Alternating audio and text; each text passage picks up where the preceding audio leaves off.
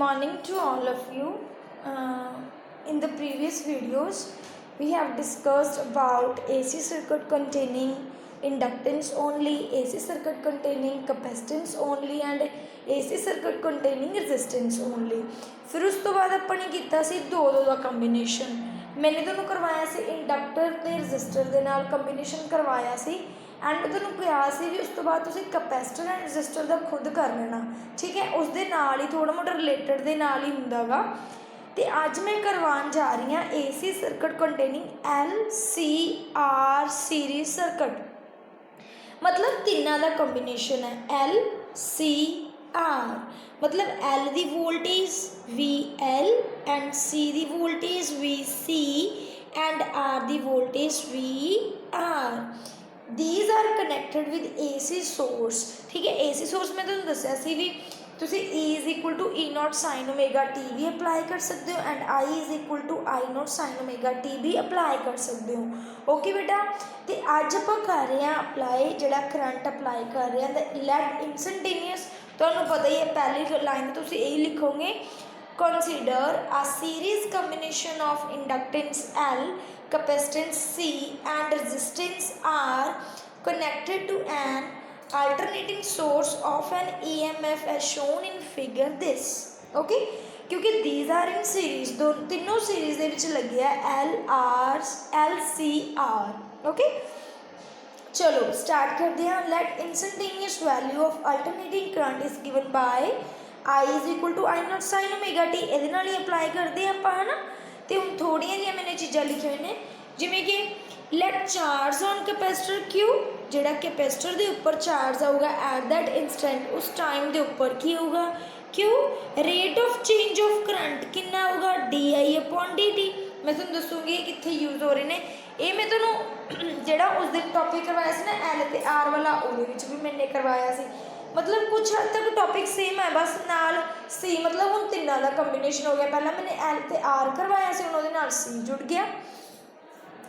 Late EMF of AC source E, then instantaneous potential across resistance की कढ़िया सी V is equal to RI, E is equal to RI कढ़िया सी।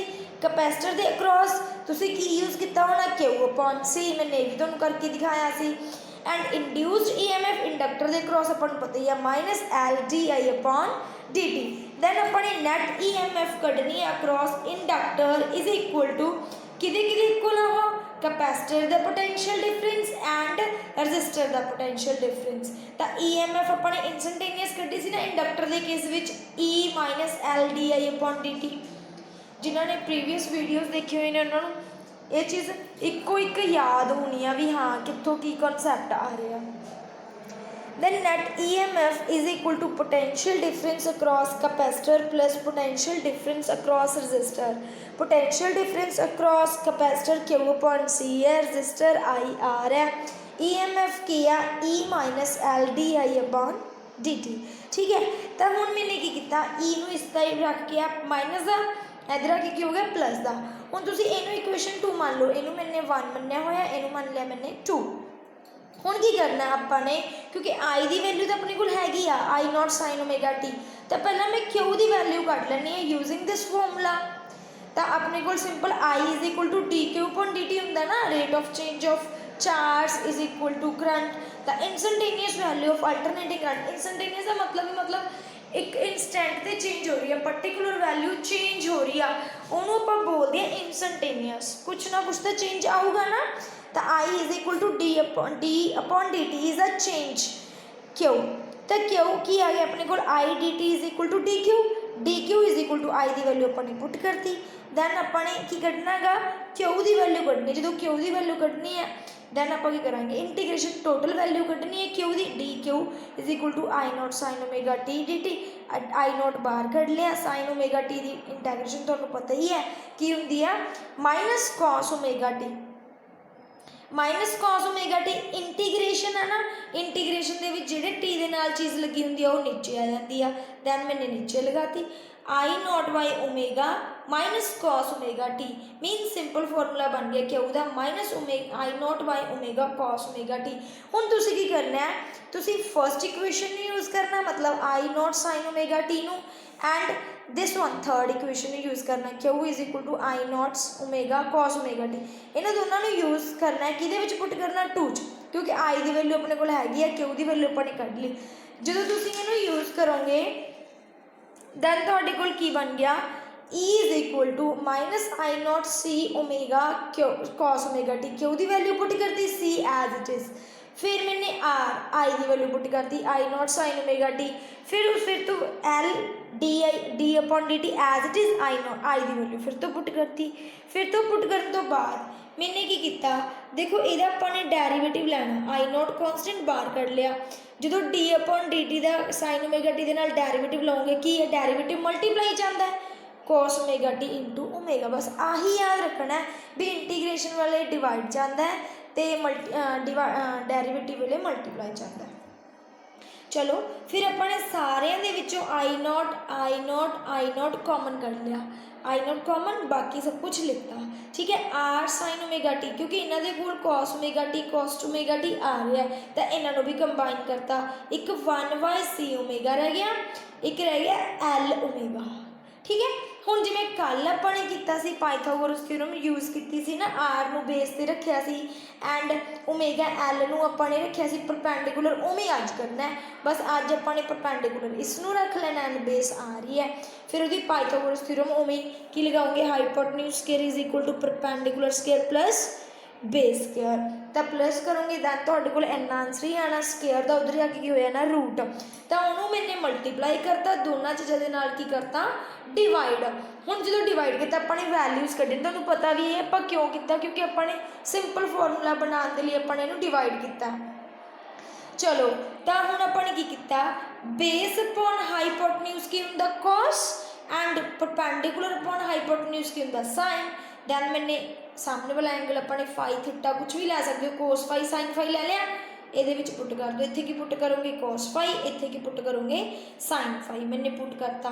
Put करने तो बाद इनू एज इट इज़ लिखने तो बाद मैंने साइन वाला मूरे लिख लिया कॉस वाला, क्योंकि अपने को फॉर्मूला मैंने उस दिन भी यूज़ करवाया सी, अज फिर तो आ गया।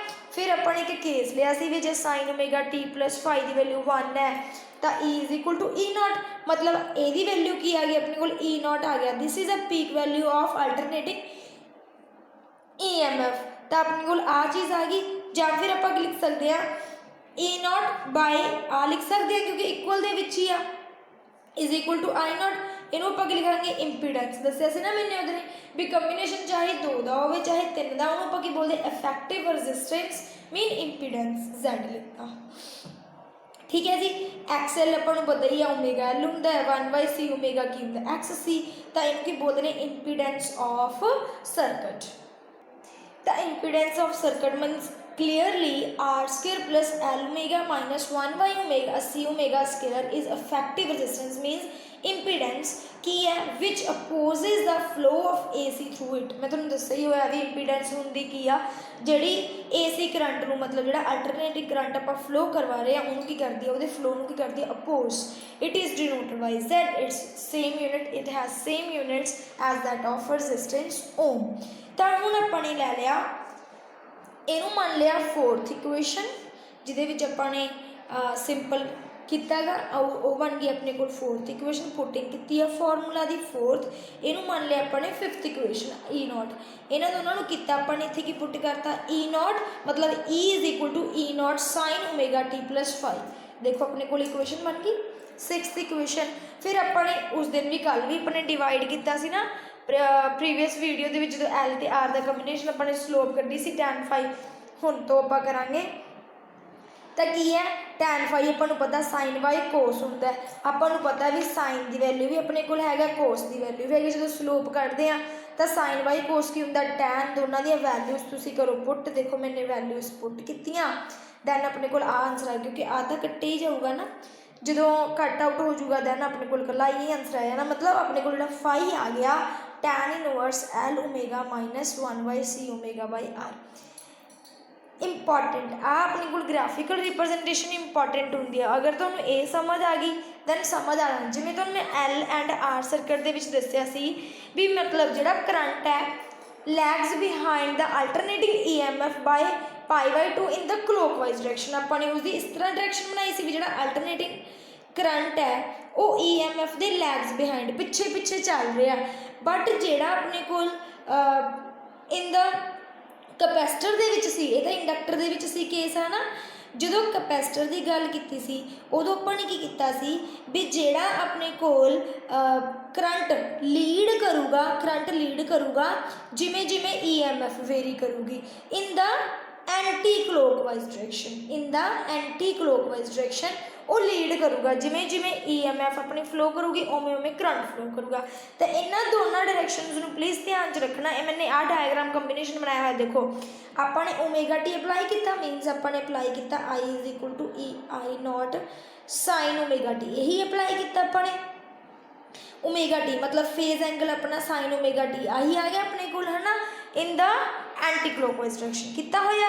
उस तो बाद अपने को फेज एंगल का डिफरेंस कितना आया फाई, तो मतलब जो इंडक्टर का केस सी इंडक्टर के विच की आ रहा सीगा with respect to this phase angle कितना आ रहा सी अपने को इन द क्लॉकवाइज डायरेक्शन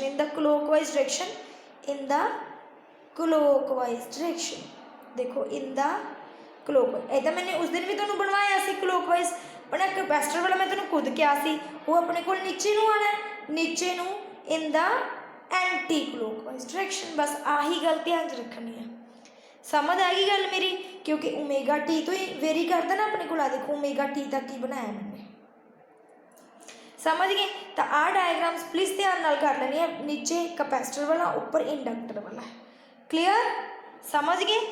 आगे नैक्सट आ कुछ केसिस ने, कहना भी जे XL ग्रेटर दैन है XC तो, XL की वैल्यू ज़्यादा है XC के नालों, तो अपन पता ही है भी L ओमेगा ज़्यादा होना चाहिए, क्योंकि L omega minus C omega is positive आऊगा कदों जो XL मतलब यदी वैल्यू ज़्यादा है ना, पॉजिटिव आऊगा मतलब ग्रेटर दैन 0 होगा। जो ग्रेटर दैन 0 हो गया मतलब tan फाई, क्योंकि ये ऊपर आ रही है ना वैल्यू, आ देखो ऊपर आ रही है ना value L omega minus C omega, जो ये पॉजिटिव आ गया तो फाई भी पॉजिटिव, जो फाई पॉजिटिव तो आप की कहांगे भी जो अल्टरनेटिंग EMF आ वो लीड कर रही है अल्टरनेटिंग करंट नूं बाय एंगल फाई। नैक्सट जो लैस देन आ गया वो नीचे आ गई वैल्यू, नीचे आ गई नैगेटिव हो गया, तो आप की कहांगे will lag behind the AC angle by phi. जो इक्वल आ गए XL = XC आ गया, मतलब L ओमेगा = C ओमेगा आ गया। जो आप माइनस करा इक्वल टू 0 होगा, मतलब XL - XC = 0, tan phi = 0, phi = 0। तो उस टाइम आप कहांगे जो alternating EMF and AC are in same phase, उस टाइम वो सेम फेस से रहूगा। हुण देखो आपने LCR सर्किट कर लिया, आपने तिना का मतलब पहले तो अलग कला किया, फिर तिना का कंबीनेशन कर लिया। हुण इस तो बाद आप करांगे power in AC circuit containing inductor only, capacitor only, register only, फिर तिना का कंबीनेशन करांगे। तो ये मैं 2 ही करवाऊँगी, 4 टॉपिक्स हो गए ना, inductor, capacitor, register and LCR, total 4 हो गए। तो मैं ये 2 ही करवाऊँगी, या तो मैं करवाऊँगी 2 करवाऊँगी आप कल करांगे पावर कंटेनिंग रजिस्टेंस करवाऊँगी।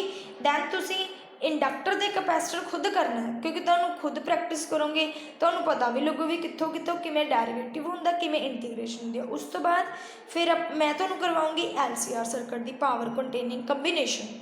उस तो बाद अपना थोड़े जे टॉपिक्स ही रह गए बस, भी इस वीक दे विच मतलब नै कमिंग जिहड़ा वीक आऊगा उहदे विच अपना 4th यूनिट कंप्लीट हो जाना। ओके बेटा, थैंक यू।